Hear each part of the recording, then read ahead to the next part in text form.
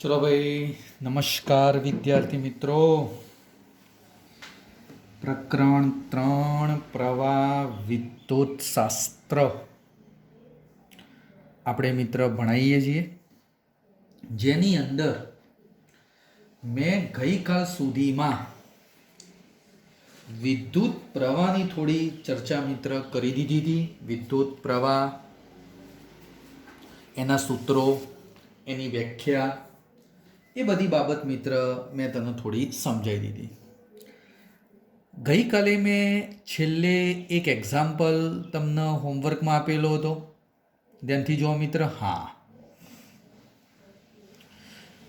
I બરાબર 2t² plus 2t પ્રવાહ સમય સાથે બદલાય છે.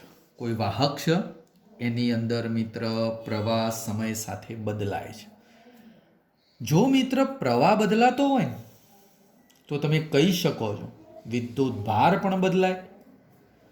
તો મારે 0 થી 2 સેકન્ડની અંદર કેટલો વિદ્યુત ભાર પસાર થયો, 0 થી 2 સેકન્ડમાં કેટલો વિદ્યુત ભાર પસાર થયો મિત્ર મારે શોધવું છે. એકદમ સિમ્પલ વસ્તુ છે, ધ્યાનથી જોવો ભાઈ. મિત્ર વિદ્યુત ભારનું મેં સૂત્ર જો ગઈકાલે છેલ્લે આ સમજાવ્યું હતું. જો વિદ્યુત ભાર શોધવો હોય તો Q બરાબર સંકલન IDT. ચલો મિત્ર લખાઈ દો. એકદમ સિમ્પલ સૂત્રમાં માત્ર I ની આ કિંમત જ મૂકવાની છે. તો કોઈ કે સાહેબ 0 થી 2 સેકન્ડ સમજાવું છું. ચલો લખાવજો ભાઈ. Q શોધવો છે તો Q બરાબર સંકલન IDT.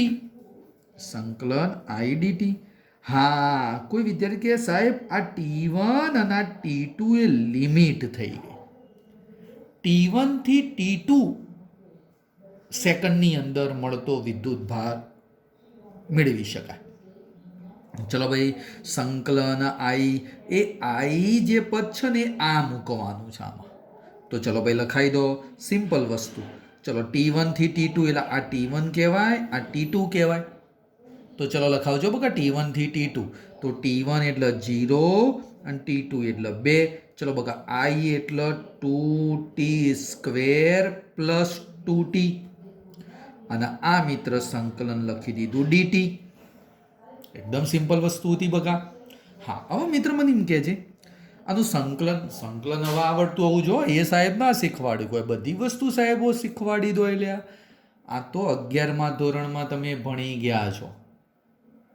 ચલો મિત્ર ધ્યાનથી જોજે. વિકલનમાં ઘાત આગળ એક ઘાત ઘટક, સંકલનમાં પહેલા ઘાત વધારવાની અને વધેલી ઘાત કયો આવશે? છેદમાં આવશે. જોજો ભાઈ આનું સંકલન. ચલો બગાવો ધ્યાનથી જોજે. લિમિટ આપણે છેલ્લે મૂકીએ છીએ. ચલો આનું સંકલન લખાવો. તો મિત્ર 2 તો એમના એમ, આમાં ઘાત વધારી એટલે 2 અતિ અને 1 3 થઈ ગઈ. ભાગ્યા કેટલા થઈ ગયા? 3. ચલો આની સંકલનની વાર્તા પૂરી. પ્લસ આ 2 એમના એમ. ચલો આમાં 1 ઘાત હતી, હવે કેટલી ઘાત થશે? 2 ઘાત થશે. આ ઉપર 1 ઘાત વધી ગઈ, 2 ભાગ્યા મિત્ર 2 થઈ ગયા.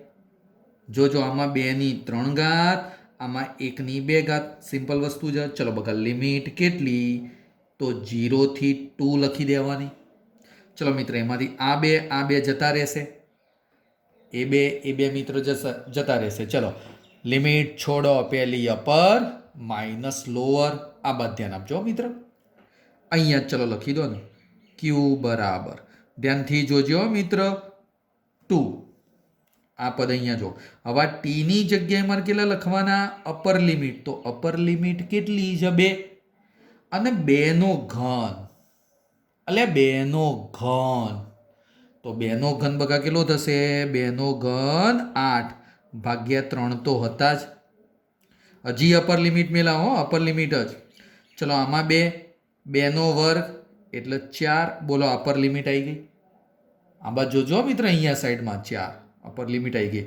આમાં 2 અપર લિમિટ, આમાં 2 અપર લિમિટ. હવે લોઅર લિમિટ જોજો. આ 0 અહીંયા મૂકો બકા, 0 અહીંયા મૂકો. સમજણ પડે છે ભાઈ? આ 0 અહીંયા મૂકો, લોઅર લિમિટ એટલે આ તો 0 એટલે આખું પદ 0. આ 0 અહીંયા મૂકો એટલે 0. કહેવાનો મતલબ મિત્ર લોઅર લિમિટમાં 0, એટલે આપણે લોઅર લિમિટ 0 ના લખો તો ચાલે.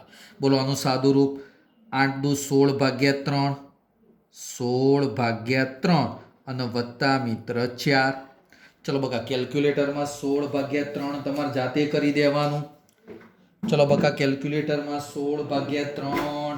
અમુક વિદ્યાર્થીઓ તો બેહી રહેશે ગગન જેમ. અલે ભાઈ મેં તને ગઈકાલે કીધું તું કેલ્ક્યુલેટર જોડે લઈને બેહવાનું. તો મિત્ર 16 ભાગ્યા 3 કરશો ને તો જવાબ 5.33 સમથિંગ આવશે.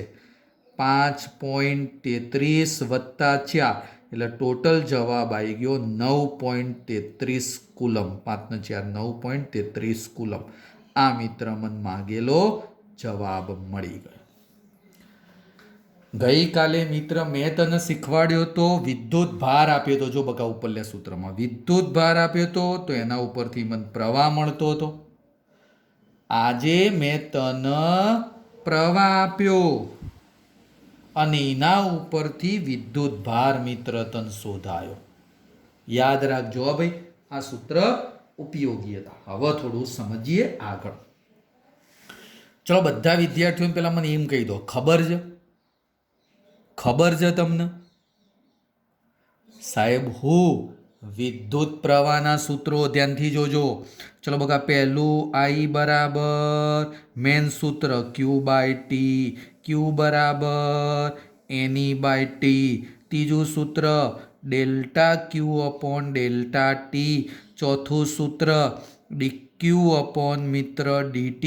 પાંચમું સૂત્ર Fe. હજી પણ આવે? ઓ સાહેબ હજી એ સૂત્ર આવે. ચલ Fe ની જગ્યાએ હું આવું ના લખું, E અપોન ટી. આવર્તકાળ, આવૃત્તિ, વ્યસ્ત. જો મિત્ર આવૃત્તિ, આવર્તકાળ. હજી એ ચલ મિત્ર નીટ અને JEE દાખલાઓ ગણવા માટે એક બીજું સૂત્ર હું તને સાબિત કરીને બતાડું. જોજો બધા સૂત્રો આપણે ધ્યાનમાં લઈએ છીએ. ધ્યાનથી જોજે મિત્ર. માની લો આ ઇલેક્ટ્રોન ને વી ઝડપથી એક પરિભ્રમણ પૂર્ણ કરે. ઝડપ છે વી.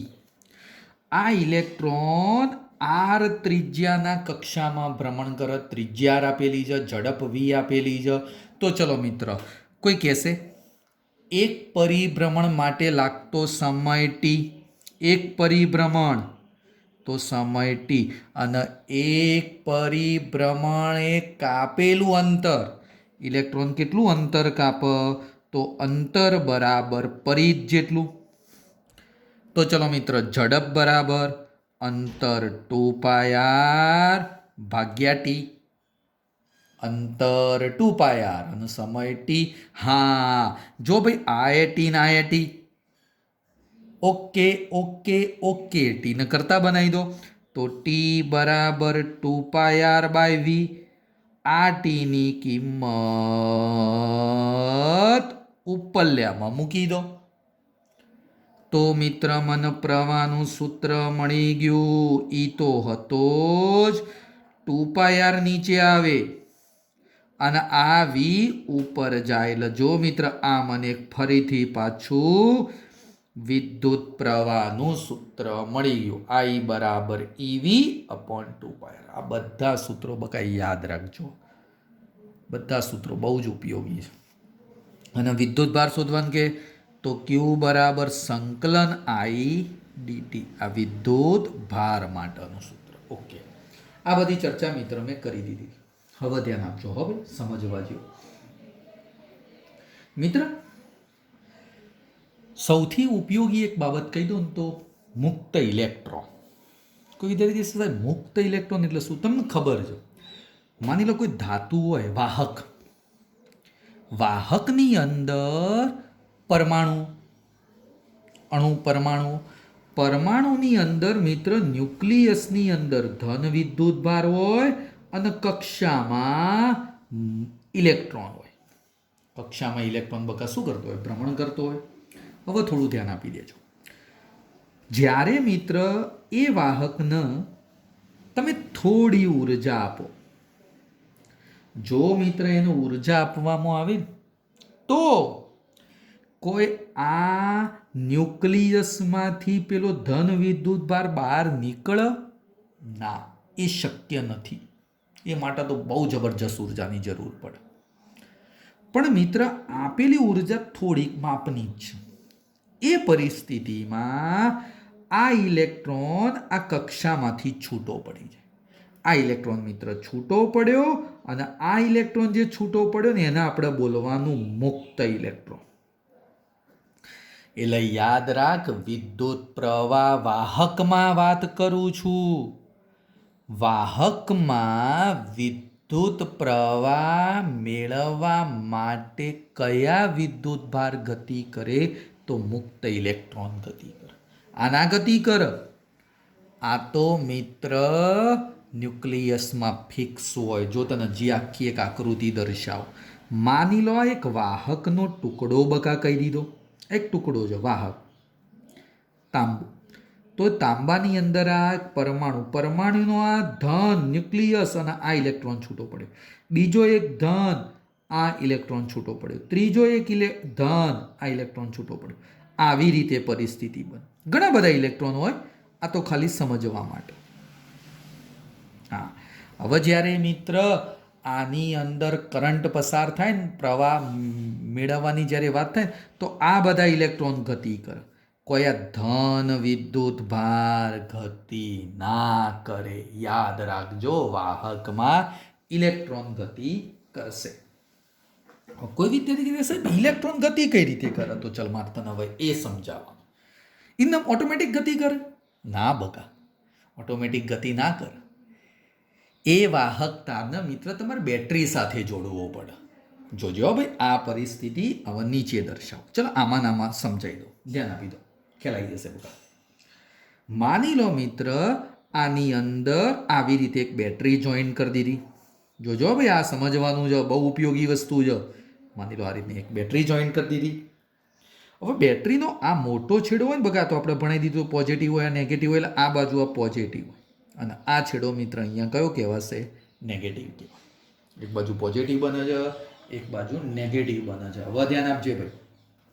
હા, એક વસ્તુ હજી યાદ રાખો, પોઝિટિવ છેડા પાસે વિદ્યુત સ્થિતિમાન વધુ હોય. ચેપ્ટર નંબર 2માં તમે ભણી ગયા. નેગેટિવ છેડા પાસે વિદ્યુત સ્થિતિમાન ઓછું હોય.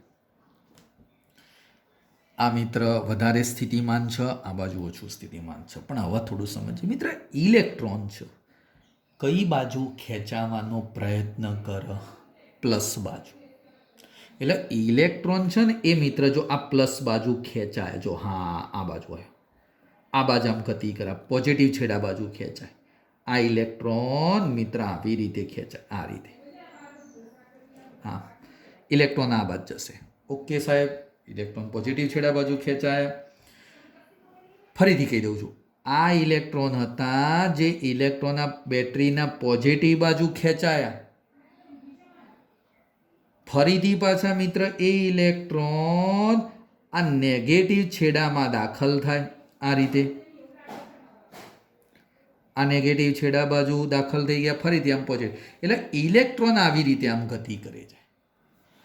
ખરેખર સાચો વિદ્યુત પ્રવાહ આના કારણે મળે છે. ઇલેક્ટ્રોન ગતિ કરે છે, વિદ્યુત પ્રવાહ બકામન મળે છે. પણ જૂના જમાનામાં એવું કહેવાતું હતું કે ઇલેક્ટ્રોનની શોધ નથી થઈ ત્યારે સમજી લે. ત્યારે એવું કહેવાતું હતું ભાઈ, બેટરીના ધન છેડામાંથી વિદ્યુત પ્રવાહ બહાર આવે. આ વિદ્યુત પ્રવાહ બેટરીના ધન છેડામાંથી ધન વિદ્યુત ભાર ગતિ કરે, એવું પહેલાં કહેવાતું હતું. અને આ રીતે મિત્ર પ્રવાહ મળે. જોજો રેડ કલરથી મેં દર્શાવ્યો છે બકા. એ જ્યારે ઇલેક્ટ્રોનની શોધ નથી થઈ ત્યારે એવું માનવામાં આવતું કે ભાઈ ધન વિદ્યુત ભાર ગતિ કરે છે. એટલે ધન છેડામાંથી મિત્ર આમ પ્રવાહ આ રીતે આમ જોવા મળે. આ બધા ધન આ બાજુ ઋણ બાજુ જાય, એવું પહેલાં માનવામાં આવતું હતું. એટલે આ જે આઈ પ્રવાહ બકા મેં દર્શાવ્યો ને, એ જૂની પ્રણાલી. આઈ પ્રવાહ રેડ કલરની લાઈનથી બકામું દર્શાવ, જૂની પ્રણાલી. અને જૂની પ્રણાલીને આપણે બોલવાનું રૈવાજિક પ્રવાહ કહેવાય. કયો બકા? રૈવાજિક પ્રવાહ કહેવાય. અને જો હું આ દર્શાવું, હા આ ઇલેક્ટ્રોન વાળો રેડ સોરી બ્લેક કલરની પેનથી મેં દર્શાવ્યું, એ કયો પ્રવાહ કહેવાય? ઇલેક્ટ્રોન પ્રવાહ કહેવાય. ખરેખર ઇલેક્ટ્રોન ગતિ કરે છે એટલે ઇલેક્ટ્રોન પ્રવાહ મને મળે. પણ જૂની પ્રણાલી રિવાજો, આપણે જૂના રિવાજો એવા હતા કે ભાઈ બેટરીના ધન છેડામાંથી આમ પ્રવાહ બહાર નીકળે છે. હા, એટલે બે વસ્તુ તું મગજમાં ક્લિયર કરી દે, રૈવાજિક પ્રવાહ અને ઇલેક્ટ્રોન પ્રવાહ. રૈવાજિક પ્રવાહ ક્યોથી કયો ગયો? જો મિત્ર બેટરીના ધનમાંથી બહાર આવે છે અને ઋણમાં જાય છે. જો બકા આ આઈ દર્શાવે તો રૈવાજિક પ્રવાહ ક્યોથી કયો ગયો? ધનથી ઋણ તરફ છે. પ્લસથી કયો ગયો બકા? માઇનસ. તો કોઈ કહેશે ઇલેક્ટ્રોન પ્રવાહ કયો ગયો? તો ઇલેક્ટ્રોન જો બકા આ નેગેટિવમાંથી બહાર આવે છે. જોજો મારા પેન ઉપર જો. હા, અને આ ઇલેક્ટ્રોન મિત્ર અહીંયા જો. હા, આમાં એટલે ઋણથી ધન તરફ જાય, માઇનસથી પ્લસ તરફ. તો કોઈ કે સાહેબ આપણે સર્કિટમાં દર્શાવવાનો કયો? માની લો એક સર્કિટ નાની દોરું છું. માની લો મિત્ર આ એક અવરોધ છે સમજવા માટે, અને અહીંયા મિત્ર એક બેટરી છે. તો કોઈ કે સાહેબ આમાં પ્રવાહ કયો દર્શાવવાનો? આપણે રૈવાજિક પ્રવાહ દર્શાવવાનો થશે. આપણે ઇલેક્ટ્રોન પ્રવાહ મિત્ર દર્શાવવાનો નહીં. તમને જે પણ પરિપથ બકા આપેલા હશે ને બધામાં રૈવાજિક પ્રવાહ હશે. એટલે રૈવાજિક પ્રવાહ કરતા ઇલેક્ટ્રોન પ્રવાહ કેવો સમજવાનો? વિરુદ્ધ. એટલે જો આ ધન છેડામાંથી આ રીતનો આપણો પ્રવાહ દર્શાવવાનો. આ રીતે આમ તીર દોરી દો ને, આ પ્રવાહ દર્શાવી દીધો. એટલે ઇલેક્ટ્રોન પ્રવાહ આનાથી કેવો સમજવાનો? વિરુદ્ધ. ઇલેક્ટ્રોન પ્રવાહ બકા આનાથી કેવો તાર સમજી લેવાનો? વિરુદ્ધ. સિમ્પલ બાબત હતી. એટલે દર્શાવવાનો રૈવાજિક પ્રવાહ ધન છેડાથી ઋણ છેડા. ઇલેક્ટ્રોન પ્રવાહ વિરુદ્ધ હોય. કોણ ગતિ કરે ઇલેક્ટ્રોન પ્રવાહમાં? ઇલેક્ટ્રોન ગતિ કરે. અને ક્યોથી કયો હોય?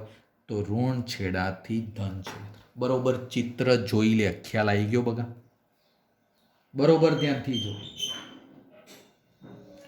બહુ ઉપયોગી વસ્તુ હતી મિત્ર આ રહી. બરોબર ચિત્ર જોઈ લે. રૈવાજિક પ્રવાહ પ્લસથી માઇનસ તરફ દર્શાવવાનો રૈવાજિક પ્રવાહ. ઇલેક્ટ્રોન પ્રવાહ માઇનસથી પ્લસ એ દર્શાવવાનો નથી, એ માત્ર સમજવાનો છે. રૈવાજિક પ્રવાહ કરતા વિરુદ્ધ હોય. રૈવાજિક પ્રવાહ કરતા બકા કેવો હોય? વિરુદ્ધ. ઓકે, ના ખબર પડે તો બકા પૂછી લેવાનું. હો ઓકે, ચલો મિત્ર હવે એક આગળની ચર્ચા કરી દો. મિત્ર મારે 3 વસ્તુઓ તને સમજાવવાની છે.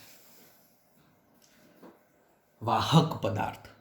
વાહક પદાર્થ એટલે તાંબુ, એલ્યુમિનિયમ, લોખંડ, એ વાહક પદાર્થો કહેવાય. તો ચલો બકા ધ્યાનથી જોજો. વાહક પદાર્થની અંદર પહેલો મુદ્દો વાહક પદાર્થ. વાહક પદાર્થની અંદર વિદ્યુત પ્રવાહ કોના કારણે ઉત્પન્ન થાય? તો મિત્ર હું ખાસ કહી દઉં છું, મુક્ત ઇલેક્ટ્રોન. મુક્ત ઇલેક્ટ્રોન ગતિ કરે ને પ્રવાહ ઉત્પન્ન થાય. આ વાહક પદાર્થની મેં ચર્ચા કરી. આપણે આ ચેપ્ટરમાં ભણવાનું આ જ છે કે વાહક પદાર્થની અંદર વિદ્યુત પ્રવાહ મુક્ત ઇલેક્ટ્રોનના કારણે મળે છે. પણ માનવાનું કયું? આપણે માનવાનું કયો? રૈવાજિક. ખરેખર પ્રવાહ આ ઇલેક્ટ્રોનના કારણે આમ મળ્યો, પણ આપણે બધું દર્શાવવાનું કયું? પ્લસથી માઇનસ રૈવાજિક. ચલો હજી એ બકા થોડું ધ્યાન આપી દો. હવે મિત્ર આવી એક બાબત તમારે કેમિસ્ટ્રીમાં ભણવાની હશે. જોજે તો ઓકે. કેમિસ્ટ્રીમાં મિત્ર તમારે ભણવાનું એવું આવશે કે વિદ્યુત વિભાજ્ય દ્રાવણ. ધ્યાનથી જોજો બકા. વિદ્યુત વિભાજ્ય દ્રાવણ. બકા આ વિદ્યુત વિભાજ્ય જે દ્રાવણ ખરું ને એની અંદર પ્રવાહ કઈ રીતે મને મળે છે? તો મિત્ર તમે કેમિસ્ટ્રીમાં ભણી ગયા હોય તો માની લો મિત્ર એક પાત્ર, એ પાત્રની અંદર બે મિત્ર ઇલેક્ટ્રોડ્સ, એક ઇલેક્ટ્રોડ્સ મિત્ર આ રીતે દર્શાવ્યો પોઝિટિવ, તમે એને એનોડ કહેતા હશો, અને બીજો મિત્ર એક નેગેટિવ કેથોડ કહેતા હશો, જે પણ હોય. અને મિત્ર આ અંદર દ્રાવણ ખાસ કરીને હું H2SO4 લઉં છું. ચલો મિત્ર એક પોઝિટિવ છે, એક નેગેટિવ છે, આ રીતે મિત્ર આ બાહ્ય તાર જોડી દીધેલો છે, અવરોધ છે. હા હવે ધ્યાન આપજો ભાઈ, આ સમજજો, બ્લેક પેનથી દર્શાવો. મિત્ર જે H2SO4 જે વિદ્યુત વિભાજ્ય દ્રાવણ છે ને મિત્ર, એ દ્રાવણની અંદરથી H+2 આયન અને SO4 -2 ion, sorry H+ ion અને SO4 -2 મિત્ર, H+ આયન અને SO4 -2 આયન. હવે મિત્ર આ જે વસ્તુ ખરી ને, આ દ્રાવણમાંથી આ બંને આયનો છૂટા પડે, બંને આયનો છૂટા પડે, બંને આયનો મિત્ર શું થશે? છૂટા પડશે. એ બંને આયનો જે છૂટા પડશે એમાંથી જે ધન આયન ખરો H+ આયન, એ ઋણ છેડા બાજુ જાય. અને મિત્ર SO4 -2 એટલે ઋણ આયન, એ ઋણ આયન કયો જશે? ધન છેડા બાજુ જશે, આ બાજુ જશે, આ ધન ઇલેક્ટ્રોડ બાજુ, આ ધન છે, અને આ મિત્ર શું છે? ઋણ છે. એનો મતલબ કે પેલા આયનો પરસ્પર વિરુદ્ધ ગતિ કરશે, આયનો પરસ્પર બકા વિરુદ્ધ ગતિ કરે, અને એ આયનો પરસ્પર વિરુદ્ધ ગતિ કરીને આ બાહ્ય ભાગની અંદર પ્રવાહ ઉત્પન્ન કરે. બાહ્ય ભાગની અંદર મિત્ર શું ઉત્પન્ન કરશે? પ્રવાહ. તો આની અંદર પ્રવાહ ઇલેક્ટ્રોનના કારણે મળ્યો? ના બકા, આની અંદર પ્રવાહ ઇલેક્ટ્રોનના કારણે મળ્યો ના કહેવાય. તો આની અંદર પ્રવાહ ધન અને ઋણ આયન પરસ્પર વિરુદ્ધ ગતિના કારણે મળે છે, એવું કહી શકાય.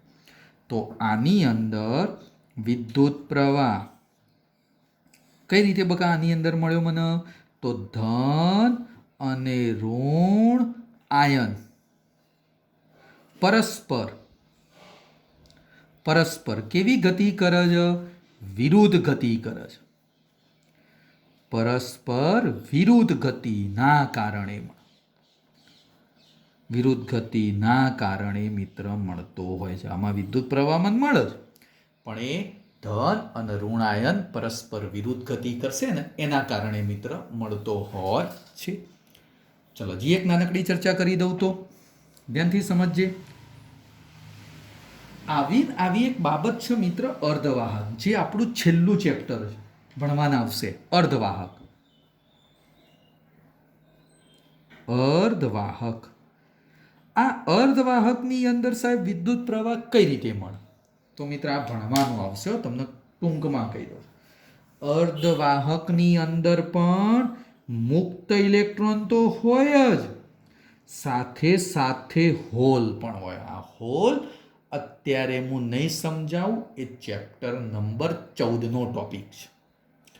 મુક્ત ઇલેક્ટ્રોન અને હોલ પરસ્પર વિરુદ્ધ ગતિ કરે છે, પરસ્પર વિરુદ્ધ ગતિ કરશે, અને એના કારણે મિત્ર વિદ્યુત પ્રવાહ મને મળતો હોય છે. તો અર્ધવાહકની અંદર મુક્ત ઇલેક્ટ્રોન અને હોલની ગતિના કારણે, વિદ્યુત વિભાજ્ય દ્રાવણમાં ધન આયન અને ઋણ આયન પરસ્પર વિરુદ્ધ ગતિના કારણે, અને વાહકની અંદર માત્ર મુક્ત ઇલેક્ટ્રોનની ગતિના કારણે પ્રવાહ મળતો હોય છે. મુક્ત ઇલેક્ટ્રોન ગતિ કરે, પ્રવાહ મળતો હોય છે. એટલે આ એક બાબત હતી મિત્ર, કઈ? તો પ્રવાહનું નિર્માણ કઈ રીતે થતું હોય છે. હવે ધ્યાન આપજો, હજી એક થોડી નાનકડી ચર્ચા કરી દો, ધ્યાન આપો મિત્ર. માની લે કોઈ વિદ્યાર્થી એમ કે સાહેબ તમે આ વાહકની અંદર માની લો બેટરી જોડી દો છો, બેટરી જોડી દો છો. જોજો બેટરી શું કામ કરે મારે તને એ સમજાવું. ચલો આપણા મિત્ર બેટરીના પોઝિટિવમાંથી મને પ્રવાહ મળ્યો છે. જો આ પ્રવાહ આમ જાય છે, આમ જઈ અને આ બાજુ મિત્ર પ્રવાહ પાછો આવી ગયો. ઓકે સાહેબ, બરોબર. મિત્ર ઇલેક્ટ્રોન વિરુદ્ધ ગતિ કરે છે. બરોબર, ઇલેક્ટ્રોન શું કરે છે? વિરુદ્ધ ગતિ કરે છે. માની લો અહીંયા એક ઇલેક્ટ્રોન દર્શાવ. આ ઇલેક્ટ્રોન આ બાજ જશે. હા, આ ઇલેક્ટ્રોન મિત્ર આ બાજ જશે, અહીં આવશે આ રીતે. હવે મિત્ર આ ઇલેક્ટ્રોન ગતિ કરતો કરતો કરતો કરતો કરતો કરતો જ્યારે અહીંયા આવે ને આ ધન છેડા પાસે, એટલે એ ઇલેક્ટ્રોન જોડે એનર્જી, ઉર્જા ખલાસ થઈ ગઈ. એનર્જી ખલાસ થઈ ગઈ. જેવું મિત્ર બેટરીના ધન છેડા પાસે પહોંચે ને એટલે બેટરી એને એનર્જી આપે. લે ભાઈ તું એનર્જી લે. એનર્જીનો જથ્થો ભેગો કરે ઇલેક્ટ્રોન. એટલે મિત્ર ઇલેક્ટ્રોનની અંદર એનર્જી એટલે તાકાત આવી ગઈ. જેવી મિત્ર ઇલેક્ટ્રોનમાં તાકાત આવી ગઈ ને એટલે ઇલેક્ટ્રોન ફરીથી પાછો આ બાજુ આમ ગતિ કરવા માંડ્યો. આ બાજુ આવી ગયો. તો કુપ્ય સાહેબ આવે છે તો એનર્જી ક્યારે ઘટતી જાય? જ્યારે ઇલેક્ટ્રોન પેલા વાહકમાં ગતિ કરે. વાહકમાં ગતિ કરે ને એટલે મિત્ર એની એનર્જી ધીમે ધીમે ડાઉન થતી જાય. ડાઉન થાય. આમ મિત્ર અહીંયા ઇલેક્ટ્રોન આમ અહીંયાથી સ્ટાર્ટિંગમાં એનર્જી આમ વધારે હતી એટલે ગતિ કરતો, પણ જેમ જેમ આગળ જાય તેમ તેમ એની એનર્જી ડાઉન થાય અને ફરીથી પાછી ડાઉન થઈને અહીંયા આવીએ. પાછી પેલી બેટરી શું કરે? લે ભાઈ એનર્જી. એટલે ઇલેક્ટ્રોન પાછો તાકાતવાળો થઈ જાય. ફરીથી પાછો આવી જાઓ હેડો લે. ફરીથી પાછો ઇલેક્ટ્રોન આમ ધીમે ધીમે જાય પણ આમ વીક પડતો જાય. એનર્જી ઘટવા માંડી. હા, પાછી અહીંયા આવી ગઈ. એનર્જી પતી ગઈ. ફરીથી પાછી બેટરી એનર્જીનો સ્ત્રોત છે. એનર્જી આપે છે. બેટરી કોઈ વિદ્યુત ભાર ના આપે, ઇલેક્ટ્રોન નથી આપતી. બેટરી કોઈ ઇલેક્ટ્રોન આપે ગતિ કરવા માટે. લે તું ઇલેક્ટ્રોન એવું ને. ઇલેક્ટ્રોનની જે એનર્જી પતી ગઈ હતી એ એનર્જી આપે છે. એટલે મિત્ર બેટરી શું છે? ધ્યાનથી સમજજે. એનર્જીનો સ્ત્રોત છે, ઉદ્ગમ છે. આ બેટરી એનર્જી સ્ત્રોત કહેવામાં, ઉર્જા સ્ત્રોત કહેવાય. એનર્જી આપવાનું કામ કરે બેટરી. બકા શું કામ કરે? એનર્જી આપે છે ઇલેક્ટ્રોનને. અને ઇલેક્ટ્રોન પેલો ગતિ કરી શકે છે. અને ઇલેક્ટ્રોન ગતિ કરે એટલે શું ઉત્પન્ન થાય? બકા પ્રવાહ ઉત્પન્ન થતો હોય. આ એક નાનકડી બાબત હતી. ચલ મિત્ર, હજી થોડી એક નાનકડી સિમ્પલ સાદી ચર્ચા કરી દઉં તો મિત્ર એક નાનકડો દાખલો ચલ હું તને આપું. એક સિમ્પલ સાદો કે માની લો 1 કુલમ વિદ્યુત ભાર. ધ્યાનથી સમજ્યો મિત્ર. મારા 1 કુલમ વિદ્યુત ભાર ધ્યાનમાં લેવો છે. હવે 1 કુલમ વિદ્યુત ભાર માટે મારે પ્રવાહ કંઈક શોધવાની વાત કરેલી છે. 1 કુલમ વિદ્યુત ભાર માટે મિત્ર મારે કંઈક પ્રવાહ શોધવાની વાત કરેલી છે.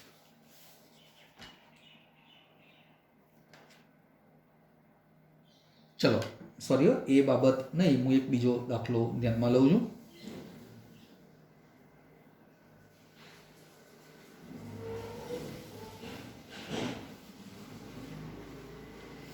ચલો ભાઈ, તારમાંથી હું એક એક્ઝામ્પલ સમજાવું છું.